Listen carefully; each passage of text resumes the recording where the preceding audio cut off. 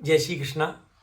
आज दशहरा को पावन पर्व है और हमारो ये मन है, बहुत सारे वैष्णवन ने हमते ये प्रश्न कियो कि करखा के पद का हुए, इनको हमें आप बताओ।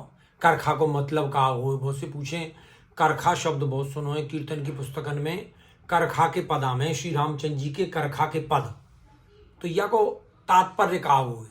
तो आज हम आपको कछु श्री रामचंद्र जी के करखा के पदन को भावार्थ भाव विवेचन आपको समझा रहे हैं। एक एक पद हम लेंगे और आपको बताएंगे कि दशहरा के अवसर पे ये करखा के पदन को तात्पर्य का हुए। सबसे पहले तो हमें ये समझ लेना आवश्यक है कि करखा के पद कायते के हैं। करखा को जो शाब्दिक अर्थ है वो है युद्ध के प्रति उत्साह, युद्ध के प्रति जोश, युद्ध के प्रति उल्लास, युद्ध के प्रति तत्परता। और ये जो करखा जो है या के पद मारू राग में लिखे गए हैं अधिकतर। और मारू राग में क्यों है कि मारू राग जो है वो युद्ध को राग है, रण को राग है, रण क्षेत्र में उत्साह और जोश उत्पन्न करने को राग है। या हमारे करखा के सब पद जो हैं वो मारू राग में लिखे गए हैं। और ऐसा ही एक पद है, वह हम ले रहे हैं आपके सामने। जब कूद्यो हनुमान उदधि जान की सुध लेन को, ये नंददास जी को पद है और बड़ा सुंदर पद है।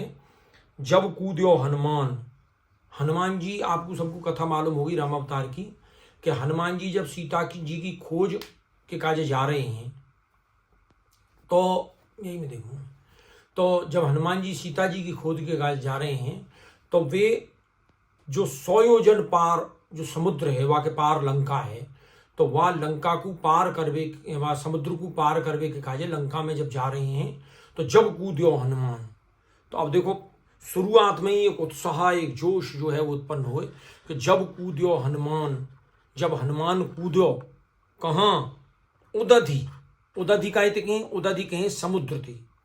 तो जब कूद्यो हनुमान उदधि जानकी सुध लेन को, जानकी की सुधी माने जानकी जी की खोज करवे के काजे जब हनुमान जी कूदे हैं समुद्र में, तो देखन को 10 माथ अपने नाथ को सुख देन को।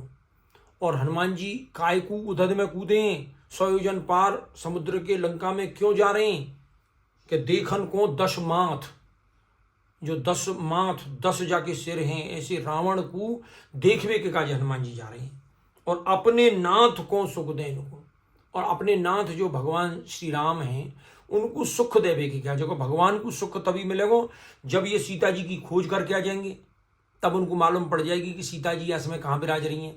तो या हमारे अपने नाथ को सुख देन को, और जा गिर पर चढ़े कुलाच लीनी उचकैया।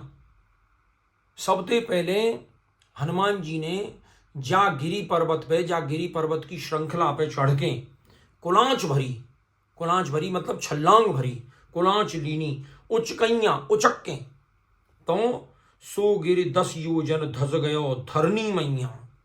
तो सो गिरी, जा गिरी पे, जा पर्वत पे हनुमान जी ने कुलाच भरी, वो पर्वत 10 योजन जमीन में धस गो, पाताल में धस गो। 10 योजन, 1 योजन में 4 कोस हुए, तो 10 योजन धस गो मतलब 40 कोस जो है वो धस गो। 10 योजन धस गयो धरनी मैया, धरनी माने पृथ्वी में, वो पर्वत जो है वो 10 योजन तक पृथ्वी में जाके धस गयो। और धरनी धस गई पाताल भार परे जाग्यो, और धरनी जो है वो धस गई जमीन में, पाताल में नीचे धस गई। और पाताल भार परे जाग्यो, और पाताल में जब भार परो वहाँ को पर्वत को, तो पाताल जो है वो जाग गयो, पाताल में हलचल मच गई कि ये का भयो। से सहु को शीश जाए कमठ पीठ लागो। और आपको सबको मालूम होगी कि धरती जो है ये शेषनाग के फन पे विराज रही है। तो शेषहु को शीश, तो शेषनाग जो हैं उनको शीश जो है, उनको मस्तक जो है वो वह वजन ते जाके कमठ पीठ लागो। कमठ के कछुआ थे जो कक्षप पे, जहाँ कक्षप पे भगवान ने कक्षप अवतार लियो और धरती वह कक्षप पे विराज रही है, तो वह शेष को शीश वह भारते व भजनते, कछुआ की पीठ पे जाके लगो। इतना ज्यादा जोश थे हनुमान जी, इतने साथ ज्यादा बल थे हनुमान जी, वह पहाड़ पे कूदे। अरुण बदन श्वेत दसन, बड़ो पीन गात है। अब हनुमान जी के श्रीअंगों का वर्णन किया है। हनुमान जी जो रामचंद्र जी के परम भक्त हैं, परम दूत हैं, उनको बदन कैसो है? अरुण। अरुण कहें लाल थे, लाल बदन है उनको, अरुण बदन श्वेत दसन। और हनुमान जी को के दसन, दसन कहें दांतन थे। हनुमान जी के दांत कैसे हैं? श्वेत रंग के हैं, सफेद रंग के हैं। और बड़ो पीन गात है, और उनको गात जो है, शरीर जो है वो बड़ो पीलो शोभायमान हो। और उत्तर ते दक्षिण मानो मेरु उड़ो जात है। और कैसो लग रहा है? जैसे उत्तर दिशा ते दक्षिण दिशा की ओर सुमेरु पर्वत उड़ो चलो जा रहा हो। ऐसो हनुमान जी को, वो हनुमान जी को लंका जी के लिए प्रस्थान, लंका के लिए प्रस्थान जो है वो ऐसा लग रहा है जैसे उत्तर ते दक्षिण, उत्तर दिशा ते दक्षिण दिशा में मानो सुमेरु पर्वत उड़ो चलो जा रहा हो। अब उत्तर दिशा कौन सी है भाई? आप जब कभी मानचित्र देखो भारत को, तो मानचित्र में ऊपर की ओर उत्तर दिशा हो और नीचे की ओर दक्षिण दिशा हो। तो हमने, आपने भारत को मानचित्र देखो तो जम्मू कश्मीर ये सब उत्तर की ओर है। तो भगवान राम की आज्ञा पे जब हनुमान जी लंका के लिए हनुमान जी ने प्रस्थान किया, तो वो उत्तर दिशा से दक्षिण की ओर गए। लंका दक्षिण की ओर है। और जा प्रभु को नाम लेत भव जल तर जात है। जिन प्रभु को नाम लेवे ते भवसागर को जो जल है वाते व्यक्ति जो है, जीव जो है वो तर जाए, तर जाते हैं। शतयोजन सिंधु कूद्यो तो कीर्ति की है बात है। तो अब या में कोई संदेह की बात नहीं है कि अगर 100 योजन, सतयोजन को मतलब है 100 योजन, 100 योजन सिंधु, सिंधु कहें समुद्र थे, समुद्र पे अगर हनुमान जी जाके कूदें तो या में कौन सी बात है? तो केतिक बात है, तो कोई खास बड़ी बात ना है। क्योंकि जिनके नाम के प्रताप थे, जा प्रभु को नाम लेते, जिनको नाम लेते ही जीव भवसागर ते तर जाए, तो उनको दूत उनके ही काज थे अगर जाके, और 100 योजन अगर छलांग लगा के पहुंच जाए तो यहां कौन सी बात है? रामचंद्र पद प्रताप जगत में यश जाको। श्री रामचंद्र जी के पद प्रताप थे, जाको जगत में यश है। नंददास सुर नर मुनि कौतुक भूले ताको। नंददास जी कहें कि ऐसे वा दृश्य को देख के सुर नर मुनि जो हैं वो कौतुक को भूल गए। तो जब कूद्यो हनुमान उदद जान की सुध लेन को। तो अब या पद को सुन के भगवान श्री कृष्ण के, श्री गिरिराज धरण के हृदय में उत्साह जो है वो व्याप्त हो जाए। उनको लगे कि राम अवतार में कितने उत्साह की, कितने जोश की, कितने रण कौशल को प्रदर्शित करने की लीला जो भई है, वाकई जब स्मरण ठाकुर जी को हो तो उनके अंदर उत्साह व्याप्त हो जाए, और वही जोश कहे हुए बाबू। और देखो एक पद और लहू में, राग मारू कोई, जो पे राम रजा हो पाऊं। हनुमान जी कह रहे हैं कि यदि मैं, हनुमान जी जब सीता जी की खोज लेवे के जा रहे हैं, तो रामचंद्र जी के चरणन में निवेदन कर रहे हैं कि जो पे राम रजा हो पाऊं।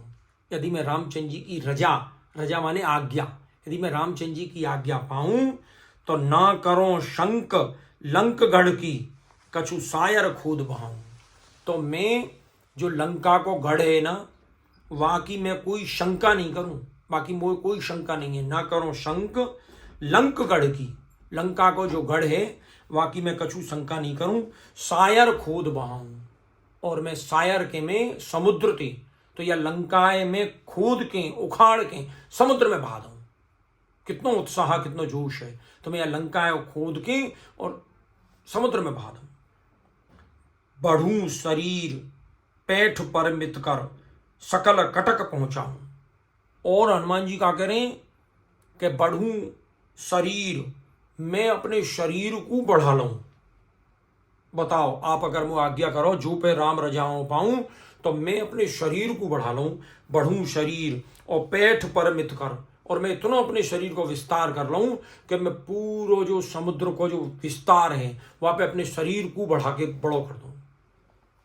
पेट परमित कर, और सकल कटक पहुंचाऊं। कटक कहीं सेना थी, सारी सेना को मैं अपने शरीर पे होके और लंका में पहुंचा दूं। कटक पहुंचाऊं। कहो तो रावण कुल समेत सब बांध चरण तर लाऊं। और रामचंद्र जी तो कह रहे हैं हनुमान जी कि हे प्रभु, यदि आप मुझे कहो, यदि आप मुझको आज्ञा दो अपनी, तो मैं रावण को कुल समेत, वहां के पूरे कुल के समेत बांध के और आपके चरणन के तर लाके पटक दूं, आपके चरणारविंद में लाके वाकू शरणागति करवा दूं। हो सेवक हरि ऐसो तुम्हारो कहा एक मुख गाऊं।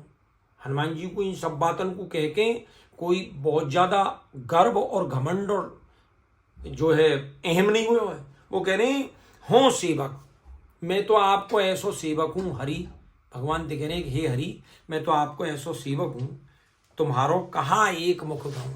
मैं अपने सेवक के जो कर्तव्य हैं जिनको मैं कर सकूं आपकी कृपा से, उनको मैं एक मुख से कहा गाऊं। और सुर और असुर सबे जुर आवे, तो रण नहीं पीठ दिखाऊं। और यदि सुर माने देवता और असुर माने राक्षस, यदि देवता और राक्षस सब जुड़ के आ जाएं तो भी मैं रण में पीठ नहीं दिखाऊं, मैं रण में पीठ नहीं दिखाऊंगा और रण से भागूंगा नहीं। और रावण मार सिया घर लाऊं, और रावण को मार के मैं सीता जी को घर ला सकूं, जो तो तुमरो दास कहूं। यदि मैं ऐसा करूं कि रावण को मार के सीता जी को घर ले आऊं तो ही तुम्हारो दास कहूं। और सूरदास जी करें सूरदास प्रभु बिन किए कारज मुख नहीं आने दिखाऊं। हनुमान जी कहें कि सूरदास जी कह रहे हैं, हनुमान जी सूरदास जी कह रहे हैं कि हनुमान जी ये कह रहे हैं कि प्रभु आपके कारज के बिना, आपके कारज को किए बिना मैं फिर आपको मुख नहीं दिखाऊं, जो पे राम रजा हो पाऊं।